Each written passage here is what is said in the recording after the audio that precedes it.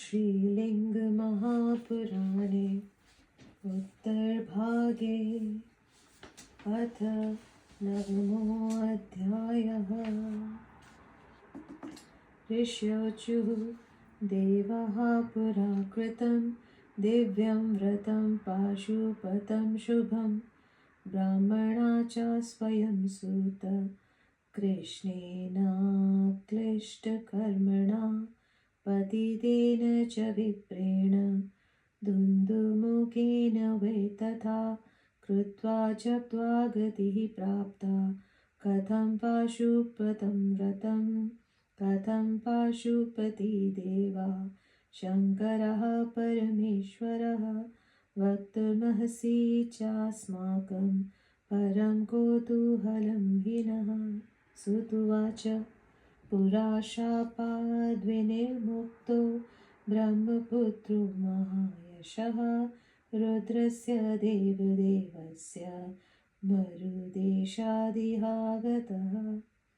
त्यक्त्वा प्रसादाद्रुद्रस्य उष्ट्रदेहमजागया शीलादपुत्रमासाद्य नमस्कृत्य विधानतः मेरुपृष्ठे मुनिवरः श्रुत्वा धर्ममनुत्तमं महेश्वरं मुनिश्रेष्ठा ऋपृच्छ पुनः पुनः नन्दिनां प्रणिपत्येनं कथं पाशुपति प्रभु वक्तुमर्हसि चास्माकं तत्सर्वं च तदाह सः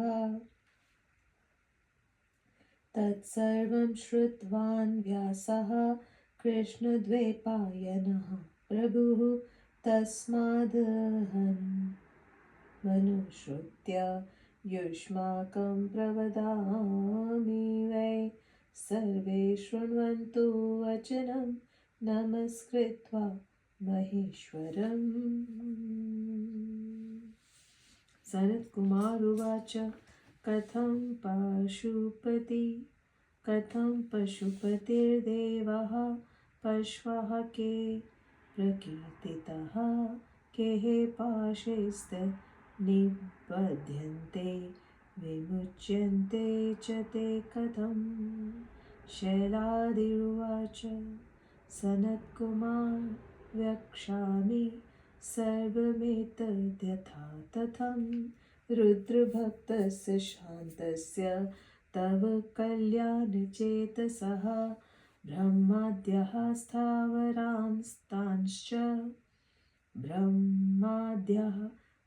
स्थावरांतांश्च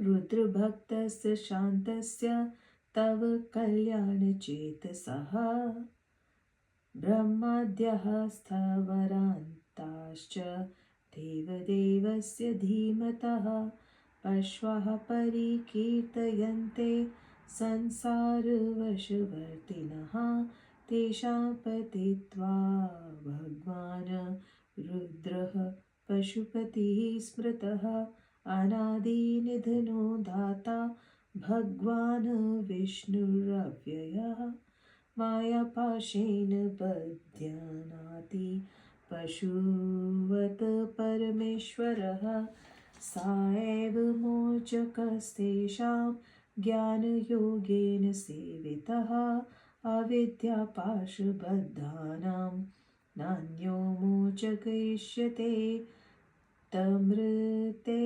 परमात्मानं शङ्करं परमेश्वरं चतुर्विंशतितत्त्वानि पाशाहि परमेष्ठिनः तेः पाशैर्मोचयत्येकः शिवो जीवैरुपासितः निबध्नाति पशूनेकश्चतुर्विंशतिपाशुकिः स एव भगवान् रुद्रो मोच्यत्यपि सेवितः दशेन्द्रियमये पाशैरन्तःकरणसम्भवः भूततन्मात्रपाशैश्च पशुन्मुच्यति प्रभुः इन्द्रियार्थमयैर्पाशैर्बद्धा विषीणः प्रभुः आशुभक्ता भवन्त्येव परमेश्वरसेवया भजेत्येष धातुर्वै सेवायां परिकीर्तितः तस्मात् सेवा बुद्धिः प्रोक्ता भक्तिशब्देन भूयसी ब्रह्मादिस्तम्भपर्यन्तम् पशून् वद्वा महेश्वरः त्रिभिर्गुणमये पाशैः कार्यं कारयति स्वयं दृढेन भक्तियोगेन पशुभिः समुपासितः मोच्यत्येव तान् सद्यः शङ्करः परमेश्वरः भजनं भक्तिरित्युक्ता वाङ्मनः कायकर्मभिः सर्वकार्येण हेतुवात् पाशच्छेदपटेयसी सत्याः सर्वगस इत्यादि शिवस्य गुणचिन्तना रूपोपादानचिन्ता चामानसंभजनं विदुः वाचिकं भजनं धीरः प्रणवादिजपं विदुः कायिकं भजनं सिद्धिं प्राणायामादिकथ्यते धर्माधर्ममयैः पाशैर्बन्धनं देहिनामिदं मोचकः शिव एवेको भगवान् परमेश्वरः चतुर्विंशतितत्त्वानि मायाकर्मगुणा इति कीर्तयन्ते विषयाश्चेति पाशाजीवनिबन्धनात् तैर्बद्धा शिवभक्त्यैव मुच्यन्ते सर्वदेहिनः पञ्चक्लेशमयैः पाशैः पशून् बध्नाति शङ्करः सा एव मोचकस्तेषां भक्त्या सम्यगुपासितः अविद्यामास्मितां रागं द्वेषं च द्विपदां वरः पदन्त्यभिनिवेशं च क्लेशान् पाशत्वमागतान् तमो मोहो महामोहो स्तामिस्र इति पण्डितः अन्धतामिस्र इत्याहुर्विद्यां पञ्चदा स्थितां तान् जीवान् मुनिशार्दूलः सर्वांश्चैवाप्यविधया शिवो मुच्यति श्रीमान् नान्यः कश्चिद्विमोचकः अविद्यां तमित्याहुरस्मितां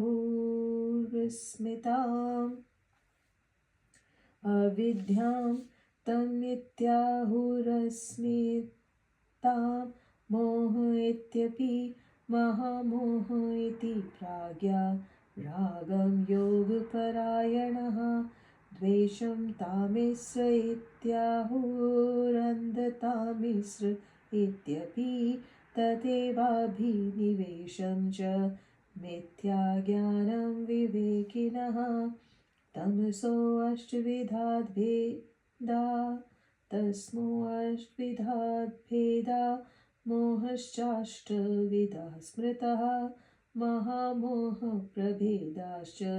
बुद्धिर्दश विचिन्तितः अष्टादशविधं चाहुस्तामिस्र च विचक्षणः अन्धतामिस्रभेदाश्च तथाष्टादशधा स्मृतः अविद्यास्य सम्बन्धो नातीतो नास्त्ययनागतः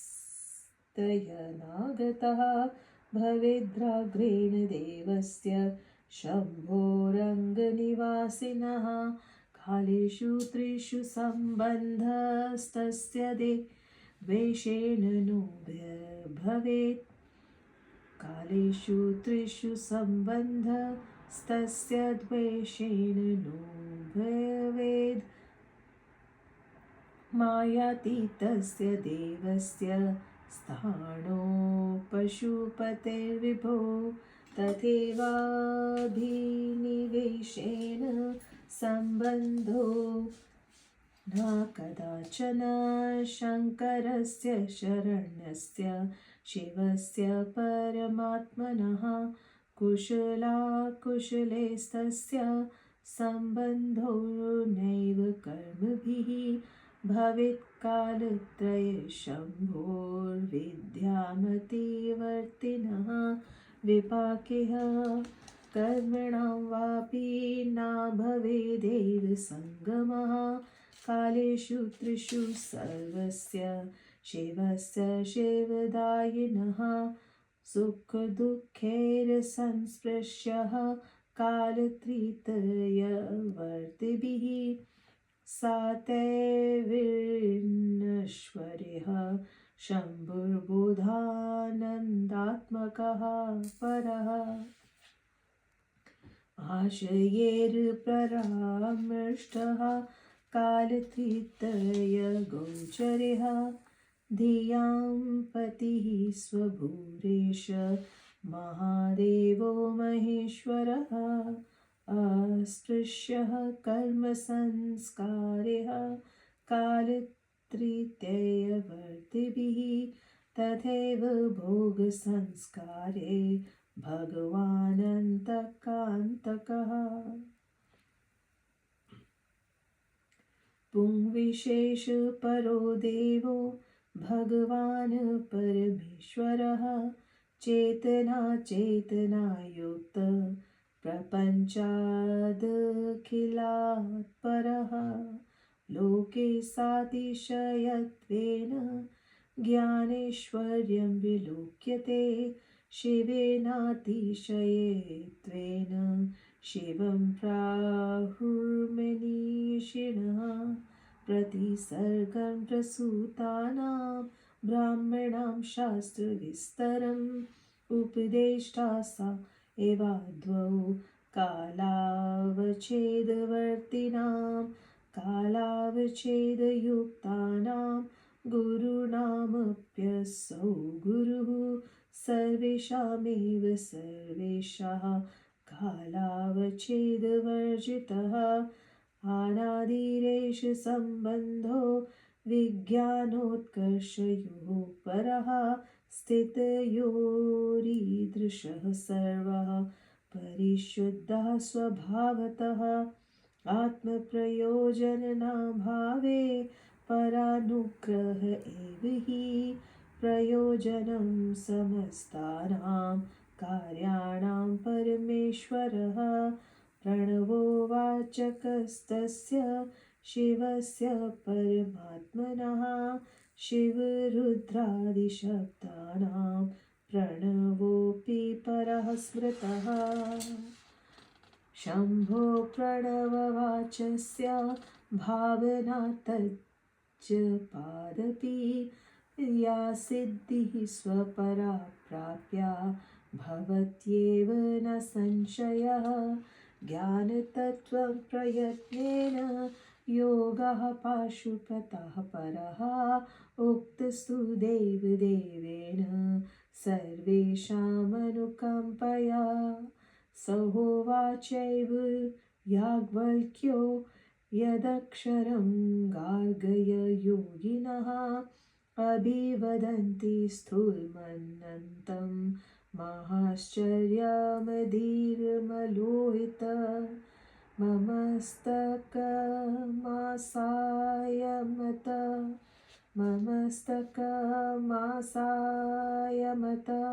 एवो पुनर्सङ्गं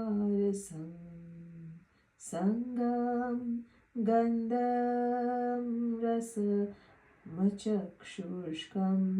श्रोत्रं वाङ्मनो तेजसङ्कं प्रमाणमणो सुख मनामगोत्रं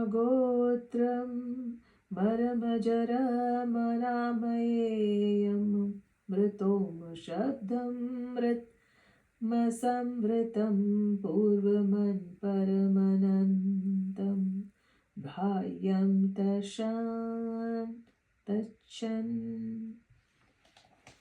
मत्संवृतं पूर्वं न परमनन्तं बाह्यं तदश्नाति किञ्चन न तदश्नाति किञ्चन। एतत्कालव्यये ज्ञात्वा परमं पाशुपतं प्रभुं योगे पाशुपते चास्मिन् यस्यार्थं किलोत्तमे।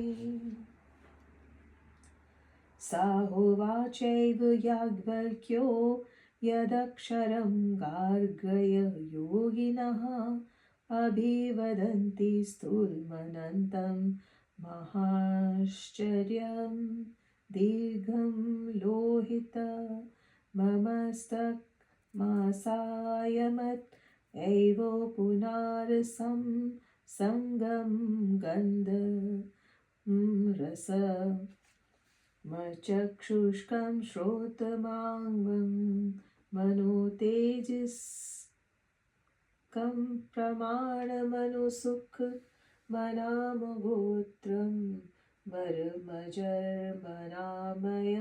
मृत्मों शब्दं मृत्मसंवृतं पूर्वमन् परमं नन्तं बाह्यं तदश्नाति किञ्चन न तदश्नाति किञ्चन। एतत्कालव्यये ज्ञात्वा परमं पाशुपतं प्रभुं योगे पाशुपते चास्मिन् यस्यार्थः किलोत्तमे। कृत्वोङ्कारं प्रदीपं मृगे गृहपतिं सूक्ष्ममाद्यन्तरस्थं संयम्य द्वारवासं पवनपटुतरं नायकं चेन्द्रियाणां वाग्जालेः कस्य हेतुर्विभत्सितु भयं दृश्यते नैव किञ्चे देहस्थं पश्य शम्भुं भ्रमसि किमु परे शास्त्रजालेऽन्धकारे। एवं सम्यक् बुद्धिर्ज्ञात्वा मुनिनामत् चोक्तं शिवेन अस्मरसं पञ्चधा कृत्वाभ्यं चात्मनि योजयेत् इति श्रीलिङ्गमहापुराणे उत्तरभागे पाशुपतव्रतवर्णनं नाम 9मोऽध्यायः।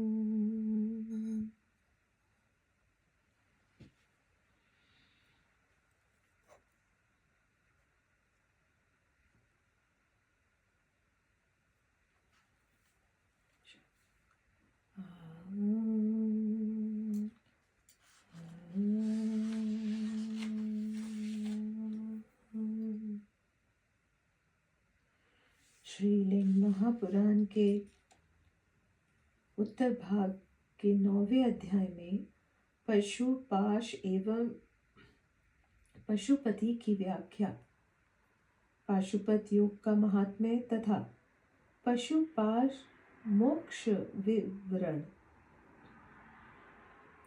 ऋषिगण बोले, हे सूजी, देवताओं ने, ब्रह्मा जी ने तथा उत्कृष्ट कर्म वाले स्वयं विष्णु ने पूर्व काल में इस दिव्य एवं मंगलकारी व्रत को किया था। पतित विप्र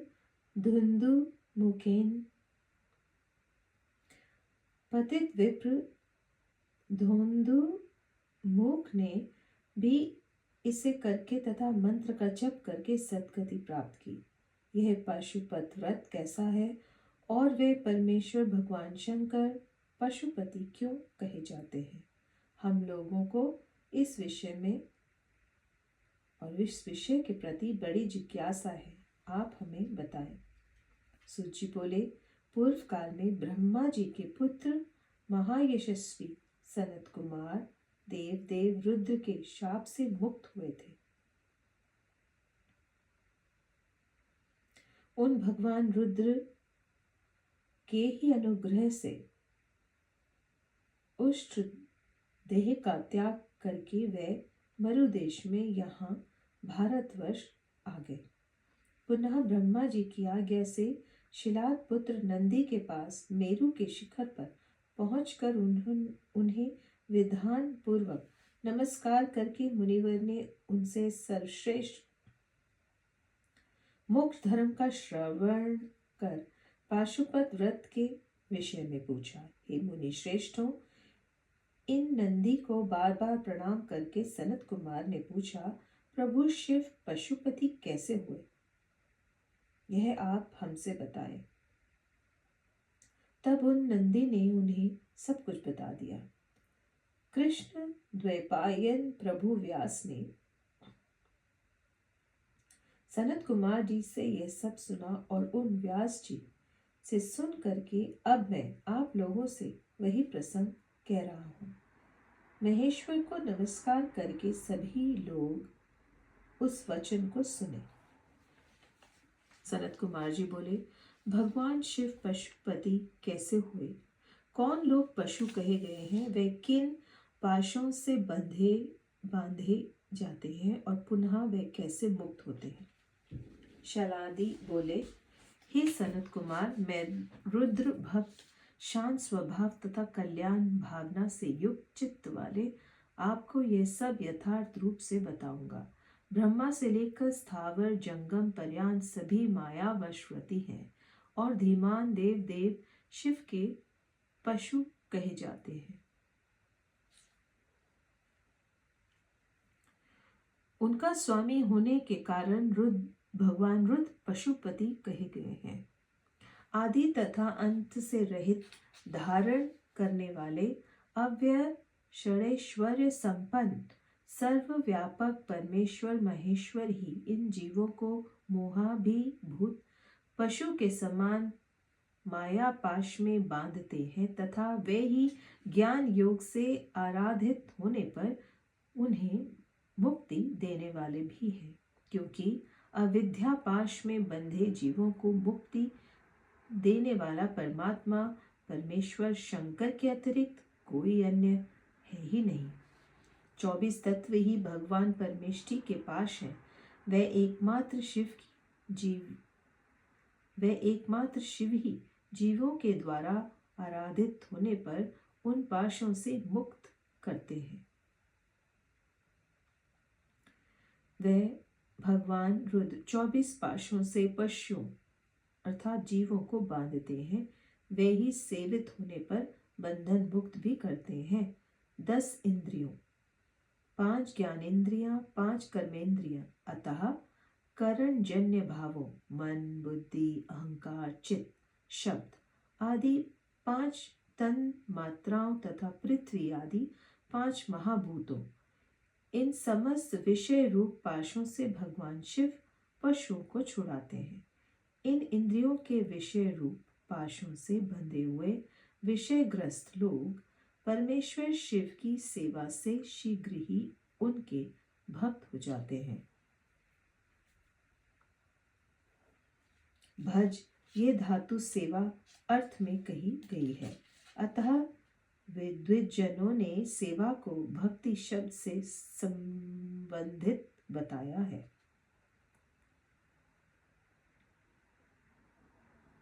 ब्रह्मा आदि से लेकर तृण पर्यंत सभी पशुओं को सत्व आदि तीनों गुण रूपी पाशों से बांधकर महेश्वर स्वयं कार्य कराते हैं।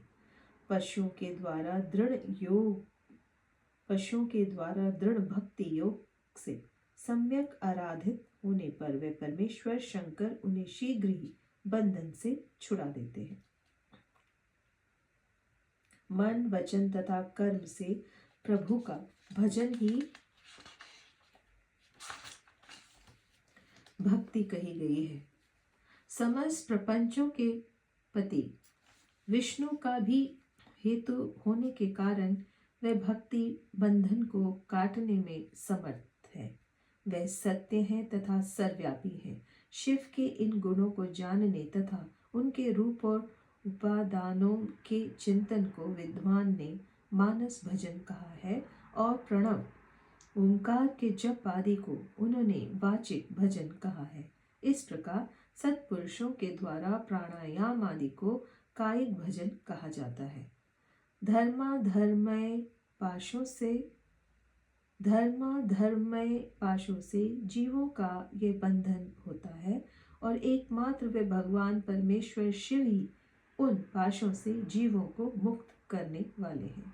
24 तत्व, माया के गुण और शब्द आदि विषय यह जीव को बांधने के कारण पाश कहे जाते हैं। उन पाशों से बंधे हुए सभी प्राणी शिव भक्ति के द्वारा ही मुक्त होते हैं। अविद्या आदि 5 क्लेश रूप पाशों से भी वे शिव जीवों को बांधते हैं और वे ही भक्ति के द्वारा भली भांति उपासित किए जाने पर पाशों से उन्हें मुक्त कर देते हैं। मनुष्यों में श्रेष्ठ लोग अविद्या, अस्मिता, राग, द्वेष और अभिनिवेश को जीवों को बांधने वाले 5 क्लेश कहते हैं। पंडित जन तम, मोह, महामोह, तामिश्र और अंधता मिश्र इन 5 प्रकार से अविद्या आदि को स्थित कहते हैं। हे मुनि श्रेष्ठों, केवल शिव ही उन समस्त जीवों को अविद्या से मुक्त कर सकते हैं। उन्हें मुक्त करने वाला कोई दूसरा नहीं है।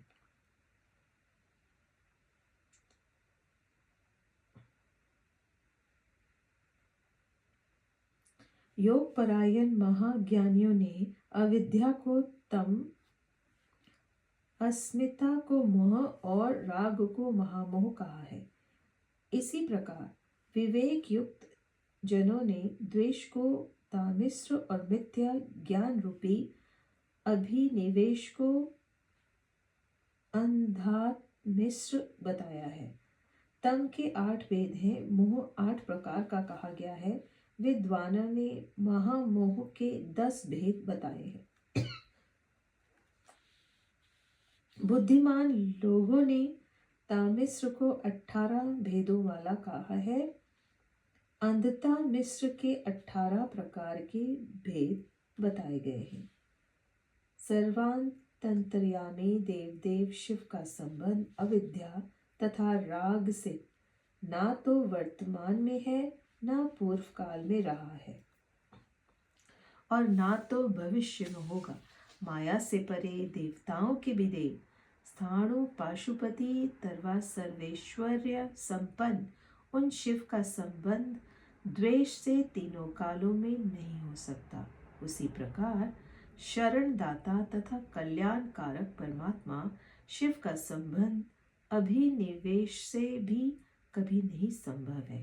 पुण्य तथा पाप कर्मों से भी अविद्या का अतिवर्तन करने वाले उन शिव का संबंध तीनों कालों में नहीं है। कल्याण प्रदान करने वाले सर्वरूप शिव का संबंध शुभाशुभ कर्मों के फल से भी तीनों कालों में नहीं है। वे बोधानंद स्वरूप परम शिव तीनों कालों में विद्यमान रहने वाले उन विनाशशील सुख दुखों से स्पर्श होने योग्य नहीं है। बुद्धि के स्वामी तथा स्वयं प्रकट होने वाले वे महादेव महेश्वर तीनों कालों में अनुभूत होने वाली कामनाओं से भी असदृश्य है। इसी प्रकार काल का विनाश करने वाले भगवान शिव तीनों कालों में वर्तमान कर्म संस्कारों तथा भोग संस्कारों से असदृश्य होते हैं।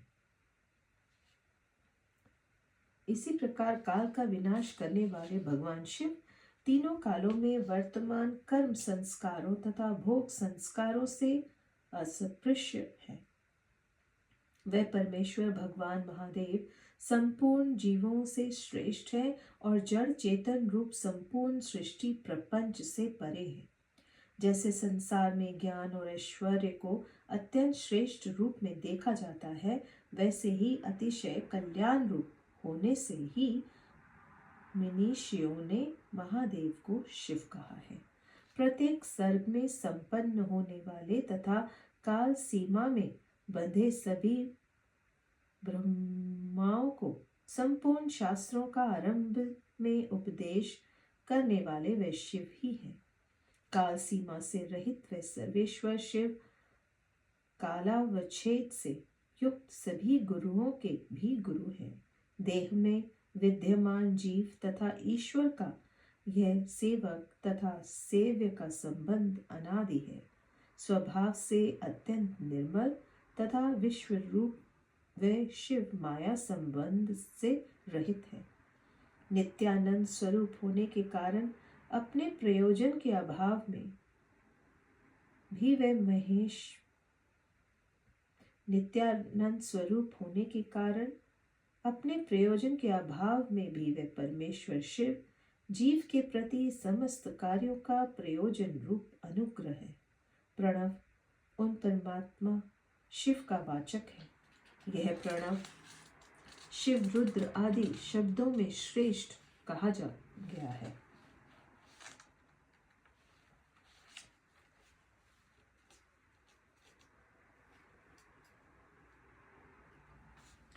शिव के वाचक प्रणव के जप से तथा उसकी भावना से जो सिद्धि होती है वह अन्य मंत्रों के जप से प्राप्त नहीं होती है, इसमें संदेह नहीं है।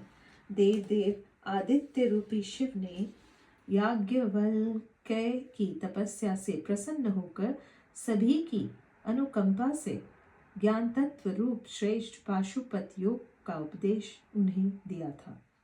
तत्पश्चात याज्ञवल्क्य ने गार्गी से कहा, हे गार्गी, अयोगी लोग नाश शून्य जो शिव तत्व है उसे विराट रूप अनंत तथा अत्यंत आश्चर्यजनक बताते हैं, किंतु योगी लोग इसे अदीर्घ अलोहित मस्तक विहीन कभी अस्त न होने वाला अतएव नित्यानंद रस स्वरूप स्पर्श शून्य अगंध अरस रस विहीन अचक्षुक नेत्र विहीन अश्रोत्र कर्ण रहित तथा मन तथा वाणी से परे अतेजस्क अदाहक अप्रमाण सुखकारी नाम तथा गोत्र से विहीन मृत्यु रहित जरा शून्य अनामय अर्थात रोग रहित अमृत अर्थात मोक्ष रूप ओमकार शब्द से प्रतिपाद्य सुधारूप अनाच्छादित पूर्व भाग से शून्य अपर भाग शून्य तथा अंतर रहित कहते हैं।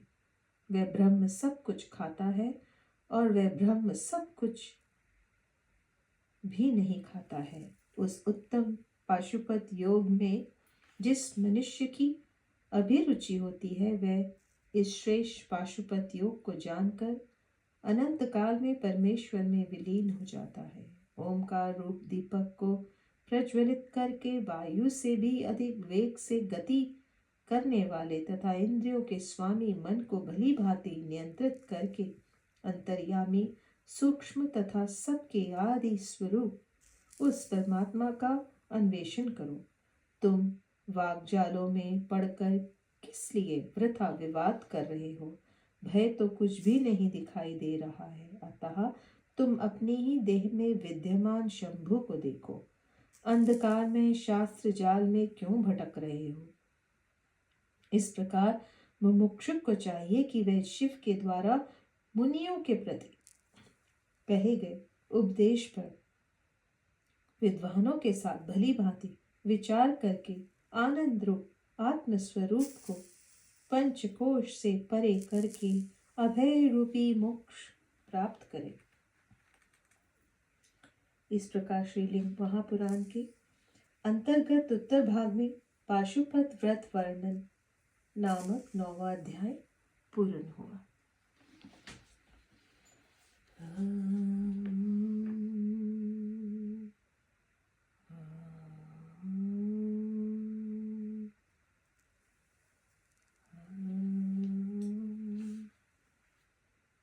नमः शिवाय, शिव जी सदा सहाय।